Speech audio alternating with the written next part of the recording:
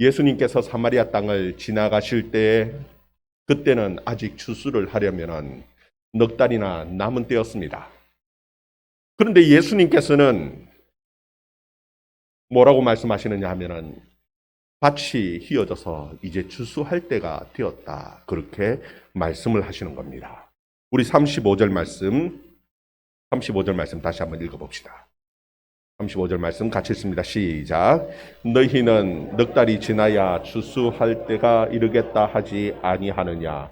그러나 나는 너희에게 이르노니 너희 눈을 들어 밭을 보라. 휘어져 추수하게 되었도다. 아멘. 지금 제자들은 아무리 눈을 들어서 밭을 봐도 이제 씨를 뿌린 지 얼마 되지 않았습니다. 추수를 하려면 아직도 넉 달이나 지나야 합니다. 그런데도 불구하고 예수님께서는 지금 뭐라고 말씀하시느냐 하면은 너희 눈을 들어서 한번 밭을 보라라는 겁니다. 지금 밭이 휘어져서 이제 추수할 때가 되어졌다. 그렇게 말씀하고 계시는 것입니다. 여러분, 우리는 벼농사를 짓다 보니까 밭을 논이죠. 논을 볼 때 추수할 때가 되면은 누렇게 벼들이 익어가는데, 근데 그곳에는 밀인 것 같습니다. 휘어졌다라는 겁니다. 추수할 때 되어서 휘어졌다. 추수할 때가 이제 되었다. 그렇게 말씀하시는 거예요. 도대체 예수님께서는 왜 이와 같은 말씀을 하고 계시는 것일까요? 예수님께서는 그 사마리아 지역에 여인 한 사람의 전도를 통해서 수많은 사마리아인들이 돌아오게 되어질 그 영적 추수를 바라보고 지금 계시면서 이 말씀을 해주고 계시는 것입니다. 그러면서 예수님께서 뭐라고 말씀하시냐면 36절, 37절에 보면은 거두는 자가 이미 삭도 받고 영생에 이르는 열매를 모으나니 이는 뿌리는 자와 거두는 자가 함께 즐거워하게 하려 함이라. 그렇게 말씀합니다. 여러분, 거두는 자가 그 주의 일꾼들이 이미 삭을 받았다. 그리고 그 삭을 받고 영생의 열매를 거두는 그 일을 하고 있다. 그래서 뿌리는 자, 거두는 자가 함께 즐거움에 참여할 수 있게 되어진다라고 예수님께서 말씀하고 계시는 것이에요. 여러분, 주의 일꾼들은, 교회 일꾼들은 이미 삭을 받은 사람들입니다.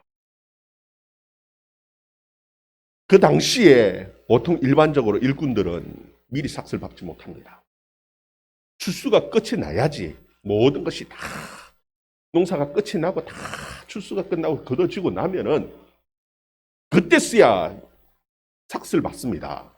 그것이 그 당시 일반적인 일꾼의 모습입니다. 그러나 천국의 일꾼들, 하나님의 교회의 일꾼들은 이미 삭을 받았다라고 예수님께서 말씀합니다. 그 삭이 무엇입니까? 교회 일꾼들은 하나님의 은혜로 하는 겁니다. 이미 하나님께서는 각 성도들마다 하나님께서 은혜를 주셨습니다. 특별히 구원의 은혜를 주시고, 그리고 감당할 수 있는 은혜도 주시고, 우리에게 필요한 모든 것을 다 주시는 하나님의 은혜가 있습니다. 우리가 주의 일을 감당할 때에 내 힘으로 하는 것이 아니라 주님이 주신 그 은혜로 감당하는 것입니다. 그리고 이미 우리는 삭을 받았기 때문에 해야 할 의무가 있습니다. 주의 일꾼들은 이미 주님이 주신 그 일꾼으로서 삭을 받았고, 그리고 삭을 받은 자로서 그 일을 감당하고, 그리고 그 함께 그 모든 즐거움에, 주의 즐거움에 함께 참여하는 자들이라고 주님 말씀하고 계시는 것이에요. 근데 예수님께서는 이 사마리아 사람들이 그 예수님에게 복음을 듣기 위해서 나오는 이것을 영적 추수로 지금 말씀하고 계시는데, 근데 이 여인 한 사람의 그 전도를 통해서 수많은 사마리아인들이 전도되어져 온 것을 오늘 성경 말씀에 기록하고 있는 겁니다. 우리 39절 말씀 같이 봅니다. 39절 말씀 같이 읽습니다. 시작. 여자의 말이 내가 행한 모든 것을 그가 내게 말하였다 증언하므로 그 동네 중에 많은 사마리아인들이 예수를 믿는지라. 아멘.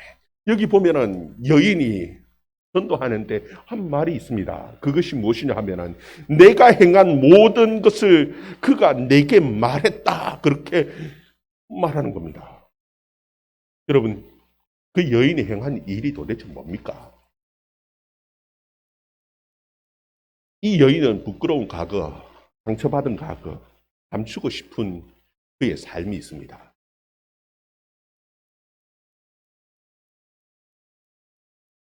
예수님이 그 여인에게 물었습니다.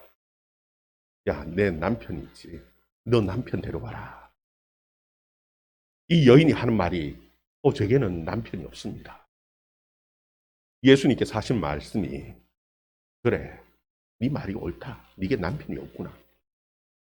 전에 남편 5이 있었는데, 근데 지금 같이 살고 있는 사람은 내 남편이 아니구나. 여러분, 그것이 그녀의 삶입니다. 정말 감추고 싶은 그의 삶입니다. 5 남자에게 이미 버림받은 아픈 상처를 가지고 있는 그 여인의 삶의 모습입니다. 그리고 지금 같이 있는 그 남자가 남편이 아니라는 겁니다. 그럼 도대체 뭡니까? 정말 말하기 부끄러운 어느 누구에게도 내놓을 수 없는 그 죄의 모습이 그녀의 삶 속에 있는 겁니다. 감추고 싶은 각오고 감추고 싶은 모습이에요. 그런데 지금 그 여인이 내가 행한 그 모든 것을 그가 내게 말했다라고 지금 전도하는데 그 얘기를 하고 있는 겁니다. 도대체 그게 뭐 그렇게 큰 자랑거리기에 그것이 전도할 수 있는 그 전도할 수 있는 자랑거리가 되어지는 겁니까? 여러분, 골마 터진 상처 같으면 남들은 다 듣기 싫어하겠죠. 정말 추잡한 죄의 모습이라 하면은 남들은 다 인상을 찌푸리고 길을 막으려고 할 겁니다. 그런데 지금 그 여인이 말하는 것은 골마 터진 상처, 과거의 상처가 아닙니다. 추잡한 죄의 모습을 말하려고 하는 것이 아닙니다. 그가 내게 말했다라는 것은 이제는 나의 모든 죄가 다 용서되어졌고 과거의 그 아픈 상처들이 치유되어졌음을 말하는 것입니다. 그가 보여주는 것은 굴마 터진 상처가 아니라 치유되어진 상처를 말하는 것이, 그가 말하는 그 죄의 모습은 지금 추잡한 죄의 모습이 아니라 하나님 앞에, 예수 그리스도 앞에 깨끗하게 용서되어진 그 삶의 모습을, 변화되어진 삶의 모습을 지금 그 여인은 많은 사람들 앞에 내놓고 얘기하는 것입니다. 여러분, 이게 복음입니다. 여러분, 복음은 다른 것이 아닙니다. 변화된 우리의 삶의 모습이 그 자체가 복음인 것입니다. 그것이 다른 사람을 바꾸는 능력이 되어지는 것입니다. 저는 가끔씩 그런 생각을 해봤습니다. 왜 나 같은 사람을, 특별히 잘난 것도 없고 특별히 능력 있는 것도 아니고 대단하게 내세울 만한 것도 없는 이 모습을 하나님께서 부르셔서 목사로 세워서 설교하게 하실까? 여러분, 다른 것 아닙니다. 완전하지 않죠. 아직도 온전한 모습이 아닙니다. 그럼에도 불구하고 주님이 제게 원하는 것은 너 변화된 삶의 모습 있지 않느냐? 그것 얘기하라고. 가끔씩 생각할 때에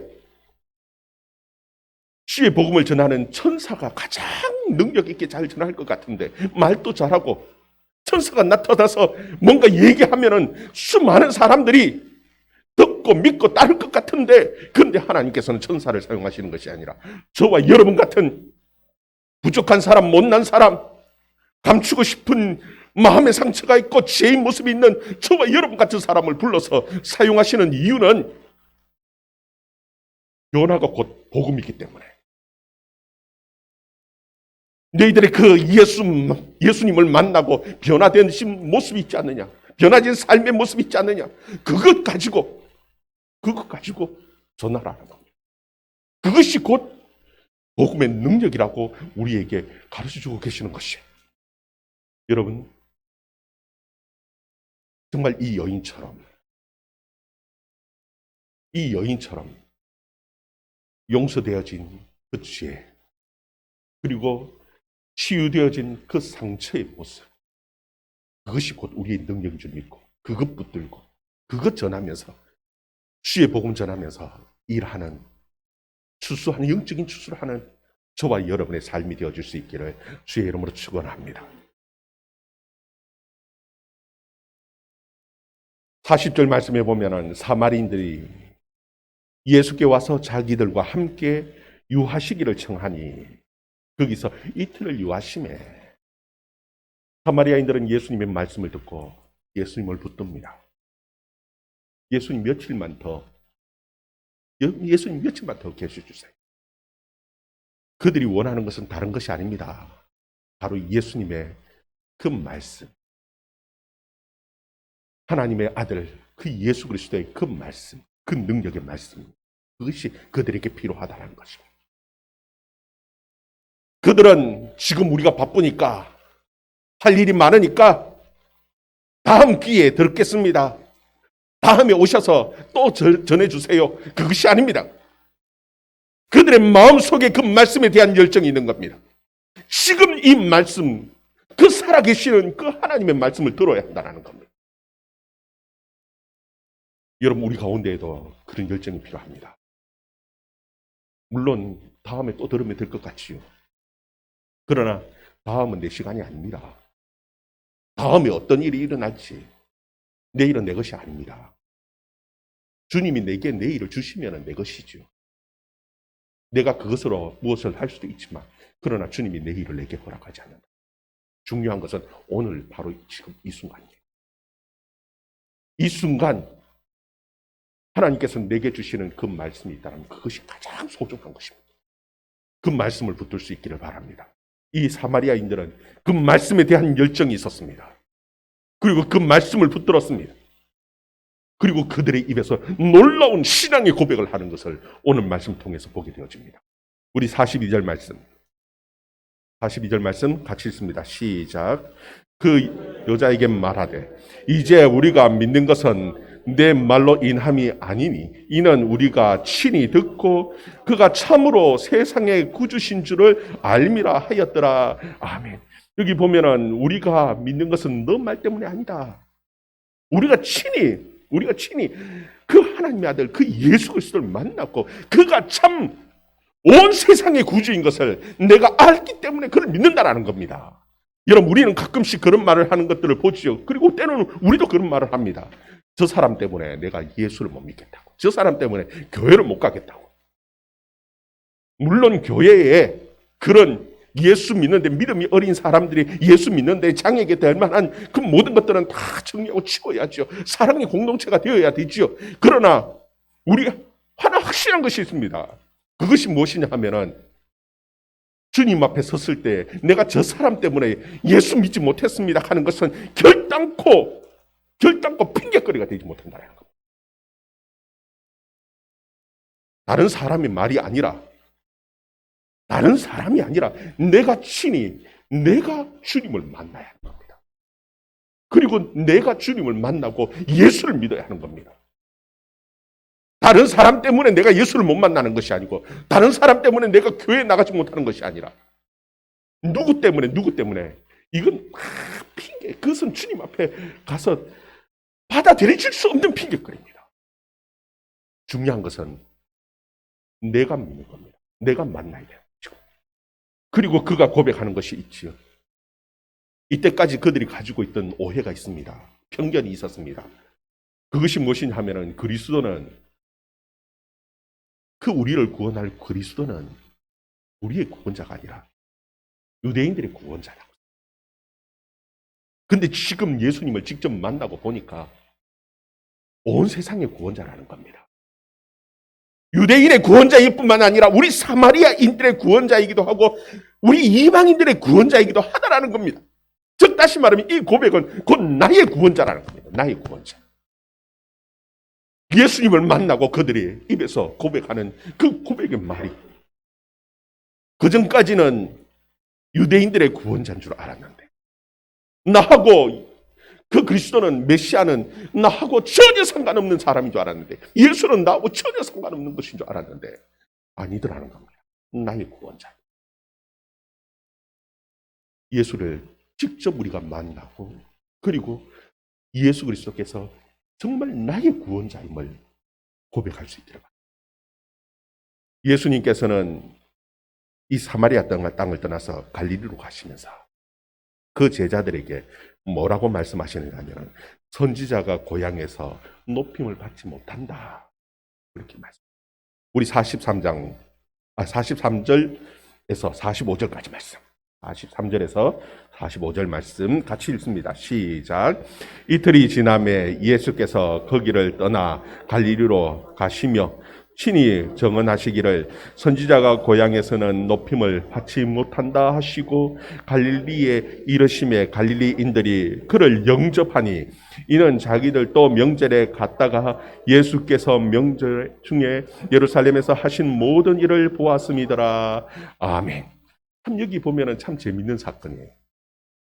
예수님께서는 선지자가 고향에서는 높임을 받지 못한다, 영접을 받지 못한다, 그렇게 말씀하셨는데 막상 갈릴리에 갔는데 사람들이 그 예수님을 영접하더라는 겁니다. 예수님을 영접하고 높이고 환영을 하는 겁니다. 아니, 이게 도대체 무슨 일입니까? 예수님께서는 분명히 선지자는 그 고향에서 높임을 받지 못한다 했는데 갔더니 높임을 받은 겁니다. 그러면 왜 예수님께서는 도대체 이런 말씀을 제자들에게 하신 것일까요? 여러분, 이 갈릴리 사람들이 예수님을 영접한 거는요, 높인 것은 선지자로 높인 것이 아닙니다. 그들의 그 억눌렸던 분노를 해결해 준 영웅으로 높이는 겁니다. 예수님께서 명절에 무슨 일을 하셨냐면 예루살렘 성전에 가셔서 성전을 엎어버렸어요. 장사하는 자들을 다 쫓아내버렸어요. 여러분, 이 갈릴리 사람들 마음속에는 열등감을 가지고 있습니다. 예루살렘 사람들에 대한 열등감을, 남쪽 유다 그 지역에 사는 사람들에 대한 열등감을 가지고 있는 겁니다. 똑같은 유대인인데 갈릴리 지역은 못 사는 동네입니다. 빈민촌입니다. 좀 못 배운 무식한 사람이라고 멸시받던 사람들입니다. 그런데 이 갈릴리를 대표해서 예수님께서 그 예루살렘의 그 성전을 다 정리하시는 걸 보면서 속이 시원하고 불연하지요. 그러면서 예수님을 영웅으로 막 환영하면서 높이는 겁니다. 왜? 성전에서 있었던 그 모든 일을 보면서 너무너무 기분이 통쾌했거든요. 그런데 예수님께서는 그걸 가지고 기뻐하시는 것이 아닙니다. 예수님께서는 이 갈릴리 사람들에게 바라셨던 것은 그런 영웅적인 대접을 받기를 원하셨던 것이 아닙니다. 선지자로서 대접을 받기를 원하셨습니다. 여러분, 선지자는 무엇입니까? 하나님의 말씀을 전하는 자입니다. 그들이 하나님의 말씀으로, 그 예수님의 말씀을 하나님의 말씀으로 받기를 원하는 것이었습니다. 하나님의 말씀에 관심을 가지기를 원하셨던 겁니다. 그런데 하나님의 말씀에는 전혀 관심을 갖지 않고 엉뚱한 다른 일들을 가지고 영웅 대접을 하는 그 갈릴리 사람들을 보면서 그것은 아니라는 겁니다.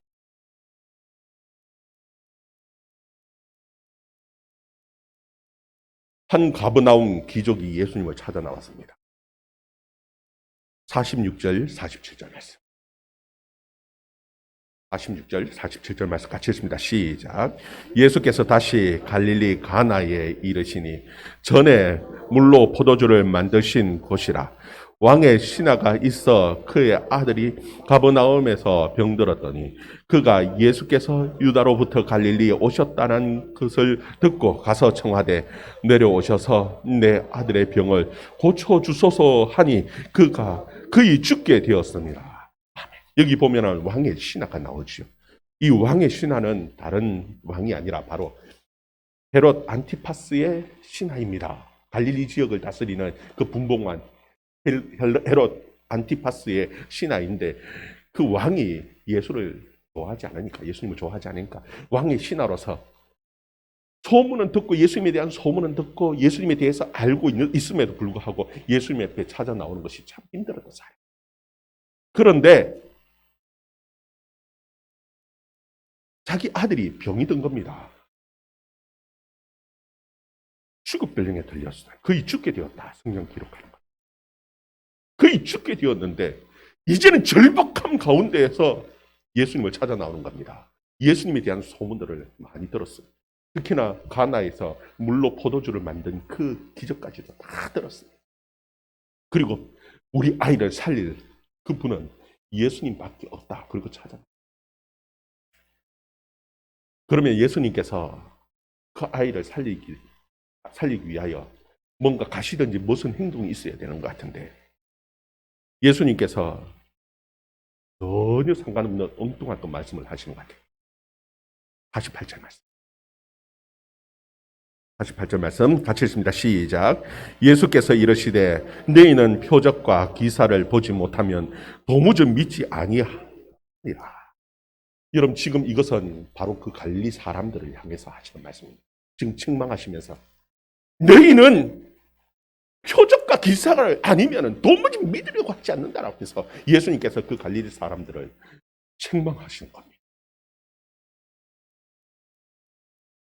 지금 이 왕의 신하의 아들을 고쳐주셔야 되는데 갑자기 예수님께서는 그 갈릴리 사람들을 향해서 야, 너희는 표적과 기사를 보지 않으면 도무지 하나님의 말씀을 믿으려고 하지 않는구나. 여러분, 이 표적과 기사라는 것이 무엇이냐면요, 하나님 말씀의 결과로 나타나는 결과물입니다. 뭔가 눈에 보이고 손에 잡히고 그런 것이 있어야만이 믿는다라는 겁니다. 여러분, 예수님이 원하시는 것은 비록 눈에 보이는 결과가 없다 한다 할지라도, 손에 잡히는 결과가 없다 한다 할지라도 하나님의 말씀 그 자체가 능력이기 때문에 그 말씀 그거 하나 믿으라는 겁니다. 그러면은 그 모든 나머지는 하나님께서 책임져 주시는 거예요. 그런데 이 갈릴리 사람들은 자꾸 눈에 보이는 것, 손에 잡히는 것, 이와 같은 것들을 믿으려고 하고 하나님이 정말 하나님의 능력의 말씀에는 관심을 갖지 않습니다. 왜? 다 안다라고 생각하기 때문에 그렇습니다. 이미 어릴 때부터 다 들었고 아는 말씀인데 뭐 또 새로운 것이 있다고, 그리고는 길을 닫아버리는 거예요. 여러분, 50절에 보면은 제가 읽어볼게요. 예수께서 이르시되 가라, 내 아들이 살아있다 하시니 그 사람이 예수께서 하신 말씀을 믿고 가더라. 여러분, 다른 건 아무것도 없습니다. 그냥 가라라는 겁니다. 가라, 내 아들이 산다. 아이고, 예수님 그래도 뭐 확인증이라도 하나 써주셔야지 어떻게 믿고 갑니까? 아니, 예수님께서 직접 가셔서 이렇게 주셔야지요. 그래야지 믿지. 그냥 말씀 하나 믿고 어떻게 갑니까? 아직 결과로 나타난 것이 아무것도 없는데, 눈에 보이는 것이 아무것도 없고 손에 만지키는 것도 없고 무슨 확인증이라도 있어야죠. 만약에 갔는데 살지 못하면요, 그거 어떻게 믿습니까? 그런데 믿으라는 겁니다. 뭐 그냥 말씀을, 예수께서 하신 그 말씀을 믿고 가는 겁니다. 이게 믿음입니다. 여러분, 사마리아인들의 그 믿음도 다른 것 아닙니다. 예수님을 직접 만나고 예수님의 말씀을 듣고 나니까 예수님이 온 세상의 구주이시라는 것을 믿게 되어졌다는 겁니다. 말씀이 능력입니다. 여러분, 추수하는 데에 다른 것이 아닙니다. 말씀을 통해서 우리의 삶이 바뀌는 것입니다. 그 능력의 그 말씀을 믿고 삶이 바뀌어진 이 모든 것이 이 자체가 복음입니다. 우리가 바뀌어지지 않고 그냥 그것 복음 아닙니다. 말씀이 능력입니다. 말씀이 우리의 마음을 바꾸고 우리의 삶을 바꾸는 겁니다. 그것이 곧 복음입니다. 우리의 죄가 용서되어지고 과거의 아픈 상처들이 다 치유되어지고 이제 새로운 인생을 사는 이 변화의 삶, 이것이 복음입니다. 이것 가지고 이 능력으로 살아가는, 말씀의 능력으로 사는 저와 여러분 되기를 주의 이름으로 축원합니다. 그리고 그 말씀의 능력으로 영적인 주수를 하는 정말 주의 일꾼이 되어줄 수 있기를 주의 이름으로 축원합니다. 같이 기도합니다.